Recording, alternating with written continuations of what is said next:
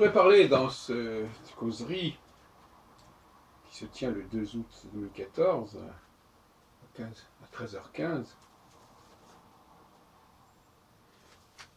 de la dimension romanesque du travail de l'historien et de la dimension historique du travail du romancier.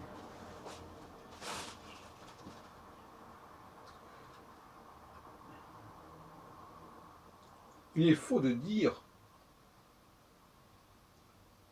que l'on se contente de rapporter le passé.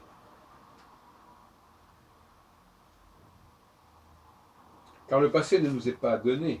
Je veux dire par là que nous n'avons que des bribes, des fragments du passé. Si nous étions des machines enregistreuses, nous pourrions dire que nous restituons le passé dans son intégralité, donc dans son intégrité. Mais en réalité, il y a un travail de reconstitution du passé qui en lui-même est créatif. L'autre jour, je parlais du mythe. Je disais que l'historien débouche quelque part sur le mythe, génère du mythe. Parce que le passé qu'il reconstitue est mythique. Et les mythes ne sont jamais qu'une forme d'histoire projetée sur le passé, une théorie historique de la façon dont les choses ont pu commencer. Je dirais que le mécanisme du romancier est le même que celui de l'historien. Une fois qu'il a accumulé des données objectives, des données mémorielles, qui se sont perpétuées dans sa mémoire, ou qui se sont perpétuées dans les archives, par exemple, archives personnelles, archives collectives, archives présentes, archives passées. Eh bien, à partir du moment où il a fait ce travail de collection, de recollection, comme diraient les Anglais, eh bien, il faut l'organiser, ce travail. Il faut expliquer pourquoi on en est arrivé là, par exemple. Qu'est-ce qui s'est passé pour que telle chose dont on se souvient ait eu lieu? Qu'est-ce qui s'est produit? Donc il y a là un processus de remise en perspective de ce que l'on sait, qui est commun, à mon avis, au romancier et à l'historien. La différence, peut-être, c'est que le romancier peut poser d'entrée de jeu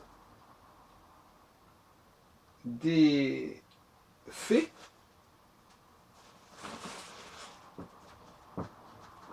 qui ne sont pas forcément d'un ordre personnel.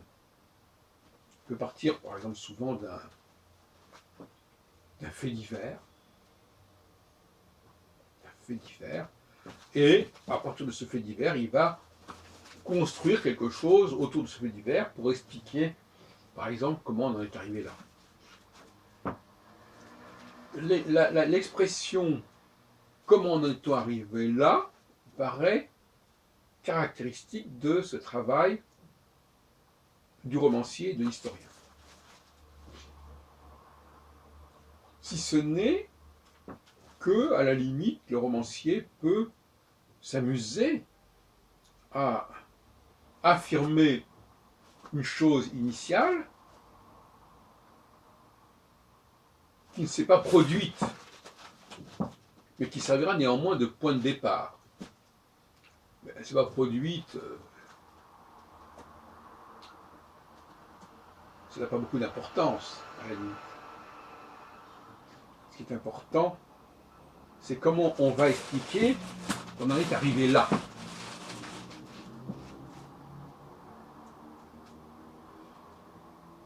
Donc je m'aperçois que le talent de reconstitution du passé, parce que le romancier est quelqu'un qui reconstitue le passé. Le passé de quoi? J'ai dit le passé d'un fait divers, le passé d'un fait qu'il met en avant, qu'il invente, peu importe, et à partir duquel il va entrer dans une sorte de logique de causalité. Pourquoi on est arrivé là? Pourquoi ils ont rompu? Pourquoi il y a eu un meurtre? Pourquoi telle personne est arrivée à ce point-là? Comment c'est arrivé? Comment on en est arrivé là?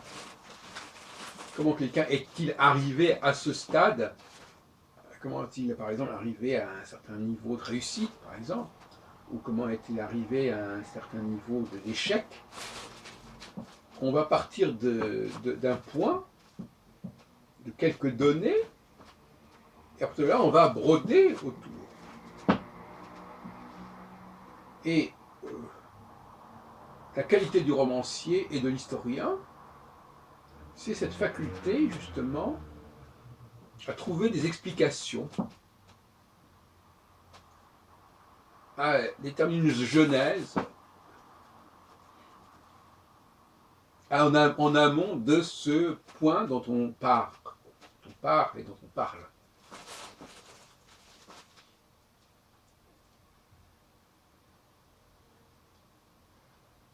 Celui qui n'est pas un bon romancier et un bon historien, c'est quelqu'un qui se contente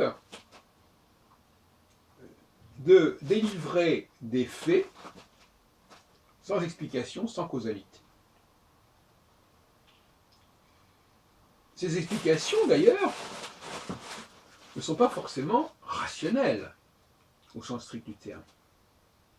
Je veux dire par là que la cause d'une situation peut être fortuite, peut être aléatoire. Ça peut être une sorte de deus ex machina. Pas de beaucoup d'importance, c'est-à-dire qu'il peut y avoir eu un incident, un événement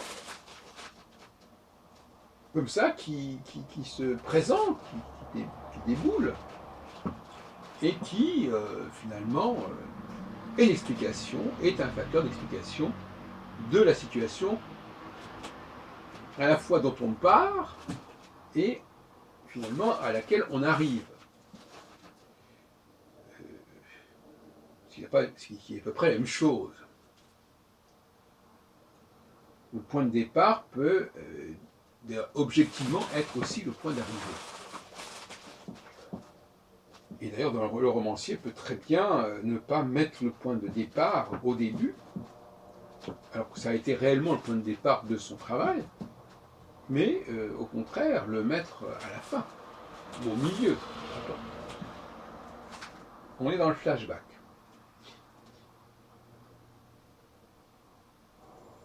La dimension spéculative, la dimension imaginative est essentielle pour le travail de l'historien et du romancier.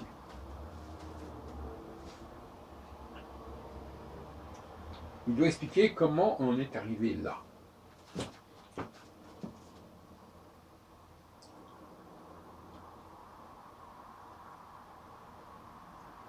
Les données, il y a des données. Ouais, vous savez, un point essentiel dont je parle ici, c'est que je parle d'un postulat comme quoi le passé nous échappe, n'est jamais conservé intégralement.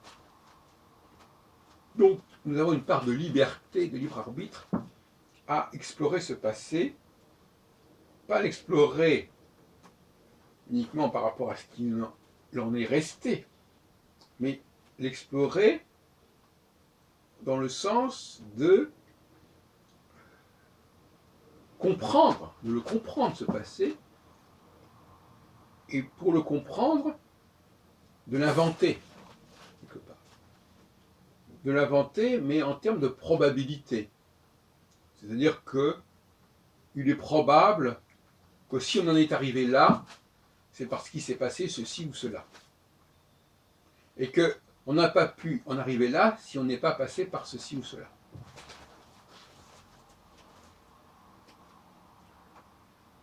Donc, il ne s'agit pas là, je ne suis pas en train de défendre la notion de roman historique. J'entends par là que, en ce sens, le travail de l'historien n'est pas celui du romancier. Le travail intellectuel est le même, mais on peut d'ailleurs se demander s'il n'y a pas vraiment une similitude. Mais il y a plus de liberté, je dirais, dans le travail du romancier que de l'historien. Et encore, je n'en suis pas si certain. Parce que le romancier, généralement, il est limité dans le temps. C'est-à-dire, il va étudier une époque. Il n'est pas censé remonter les siècles. Alors que l'historien, lui, il a le droit de le faire. Il a le droit de montrer que ce qui se passe actuellement n'est que une nouvelle expression des choses qui ont eu lieu dans un passé lointain. Donc, quelque part, l'historien peut aller plus loin dans l'imagination, dans le mythe que le romancier. Puis alors, il y a aussi le roman de science-fiction, qui est, alors lui, projeté vers l'avenir. On va imaginer que, puisqu'on en est là maintenant, on pourra en être un peu plus loin demain. Mais est-ce que la représentation de l'avenir est tellement différente du travail de la représentation du passé? C'est peu probable. Je dirais que sur le plan des fonctions neurologiques, neurobiologiques, ça s'équivaut. Il y a, dans tout travail scientifique, une démarche spéculative. Ça me paraît absolument fondamental. Alors, dans les sciences dures, cette démarche spéculative est permise par les mathématiques, par exemple, par la logique. On va supposer que si on en est arrivé là, c'est qu'il y a eu ceci ou cela qui a existé, qui n'a pas pu ne pas exister. Cela dit, les sciences dures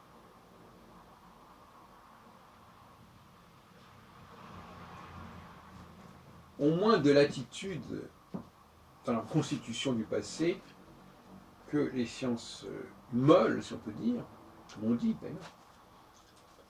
C'est-à-dire qu'elles prétendent justement que le présent qu'elles décrivent, eh bien, il a déjà existé dans le passé. Et qu'il en est même que la duplication, en quelque sorte. Par exemple, quand Galilée découvre telle loi, il est évident qu'il laisse entendre que cette loi a toujours existé. Même si on n'en est pas conscient, elle a existé, forcément.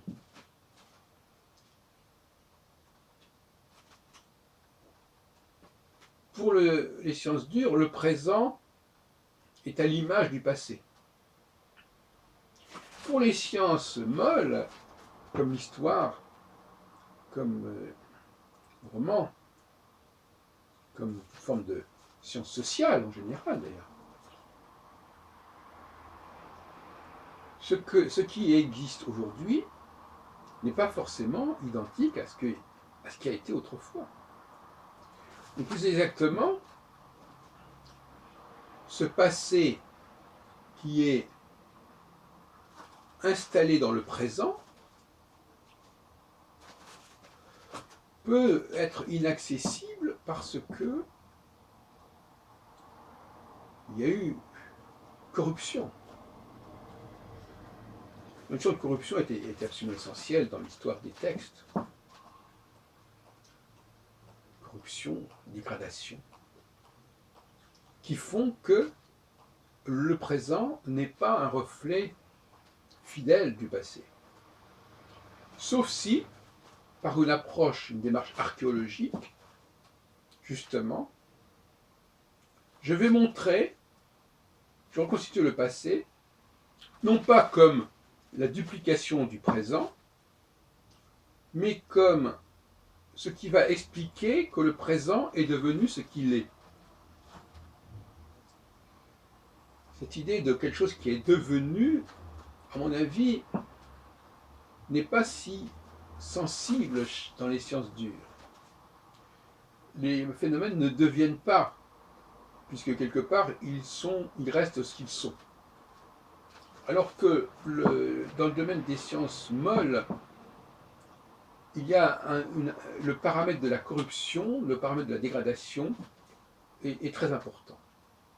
Et une grande partie du travail des sciences molles et de la littérature, disons-le, c'est de montrer que si on en est arrivé là, ce n'était pas une fatalité. C'est-à-dire que les choses auraient pu se faire autrement et qu'il a fallu quelques hasards pour que on en soit arrivé là. Voilà, je m'arrête.